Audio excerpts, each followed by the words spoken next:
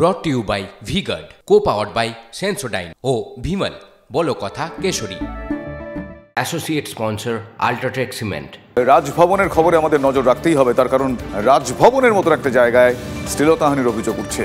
এ নিছক সামান্য ঘটনা নয়, রাজভবনের সিসিটিভি ফুটেজ এবার চেয়ে পাঠিয়েছে পুলিশ। চিঠি পাঠিয়েছে ওসি রাজভবনের মাধ্যমে। ফুটেজ চেয়ে চিঠি পাঠালো কলকাতা পুলিশ। মহিলা কর্মীদের অভিযোগের ভিত্তিতে অনুসন্ধানে এবার কলকাতা পুলিশ। সূত্রের খবর, বিশেষ অনুসন্ধান দলের তরফে ফুটেজ চাওয়া হয়েছে। আমার সহকর্মী সুপ্রিয় গুহ এই মুহূর্তে আমার সঙ্গে রয়েছেন টেলিফোন লাইনে। সুপ্রিয়, রাজভবনের গায়ে কালির ছিটা, ফলে এক্ষেত্রে তো খুব একটা স্বাভাবিক ঘটনা নয়। কিভাবে কি চাওয়া হয়েছে, এই ফুটেজ চাওয়ার বিষয়ে চিঠিতে কি রয়েছে আর কি জানা যাচ্ছে, একটু ইন ডিটেল জানতে চাইবো। দেখো, 2রা মের যে ঘটনা ঘটেছিল এবং যার পরিপ্রেক্ষিতে রাজভবনের এক অস্থায়ী মহিলা কর্মী তিনি একটি অভিযোগ, শ্লীলতাহানির অভিযোগ দায়ের করেছিলেন, সেই অভিযোগের পরিপ্রেক্ষিতে ইতিমধ্যেই কলকাতা পুলিশ তারা অনুসন্ধান শুরু করেছেন। এবং শুধু অনুসন্ধান শুরু করা নয়, এই অনুসন্ধান প্রক্রিয়াকে এগিয়ে নিয়ে যাওয়ার জন্য বিশেষ অনুসন্ধানকারী দল অর্থাৎ স্পেশাল এনকোয়ারি টিমও গঠন করা হয়েছে 8 সদস্যের। আর সেই স্পেশাল এনকোয়ারি টিমের তরফ থেকে যেটা আমরা সূত্র মারফত জানতে পারছি শুভজিৎ, যে গতকাল রাতে 10:30টার পরে একটি চিঠি পাঠানো হয়েছে কলকাতা পুলিশের তরফ থেকে, এবং সেই চিঠি পাঠানো হয়েছে রাজভবন ওসির মাধ্যমে রাজভবন কর্তৃপক্ষের কাছে। এবং 2রা মের যে ঘটনা ঘটেছিল সেই ঘটনার পরিপ্রেক্ষিতে বিভিন্ন এলাকার বা রাজভবনের বিভিন্ন জায়গার নির্দিষ্ট কিছু জায়গার সিসিটিভি ফুটেজ চাওয়া হয়েছে, এবং সেই ফুটেজ খতিয়ে দেখে অনুসন্ধান প্রক্রিয়াকে যাতে এগিয়ে নিয়ে যাওয়া যায়, বা এই যে অস্থায়ী কর্মী মহিলা তিনি যে অভিযোগ করেছিলেন সেই অভিযোগের কি প্রেক্ষাপট রয়েছে বা আদৌ এ ধরনের ঘটনা ঘটেছিল কিনা, এই সমস্ত বিষয়গুলোই কিন্তু অনুসন্ধানকারী দলের সদস্যরা যাচাই করতে চান। আর কি কারণে, যেটা সূত্র মারফত জানা যাচ্ছে যে গতকাল রাতেই রাজভবনের ওসির মাধ্যমে একটি চিঠি এবং সেই চিঠিতে সিসিটিভি ফুটেজ চাওয়া হয়েছে। বেশ সুপ্রিয়, ধন্যবাদ।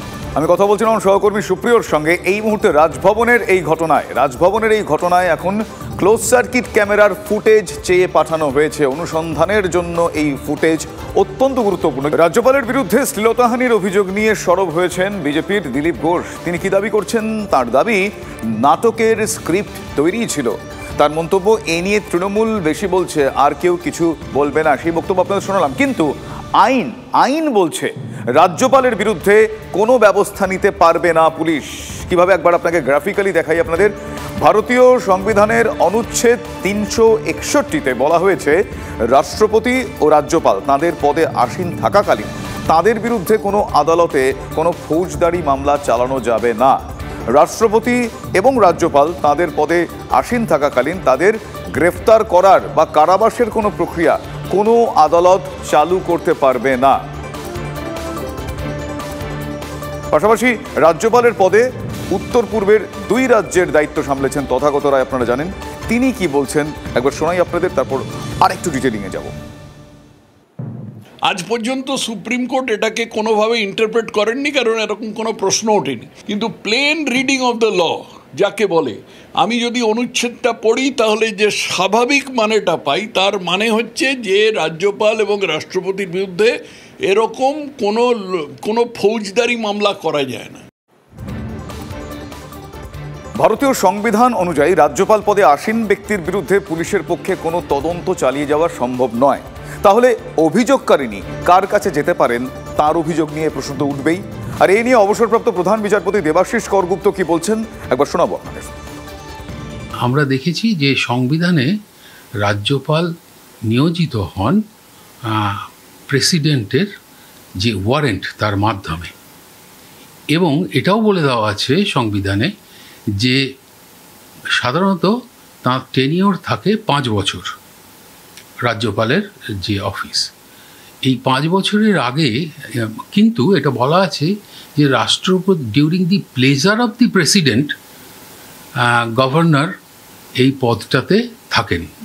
কাজেই যদি প্রেসিডেন্ট মনে করেন যে তাকে অপসারিত করা দরকার, তাহলে তিনি এই 5 বছরের আগে যে কোনো সময় রাজ্যপালের অপসারণ করতে পারেন। সেক্ষেত্রে এটা সম্পূর্ণভাবে প্রেসিডেন্টের এখতিয়ারে যাচ্ছে।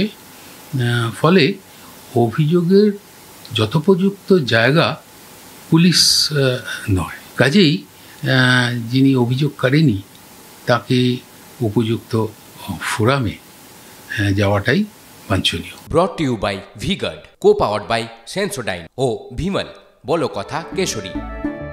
Associate sponsor UltraTech cement.